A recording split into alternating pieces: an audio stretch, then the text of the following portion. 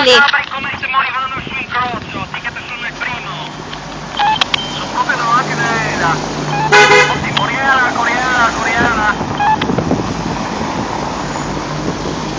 Wow.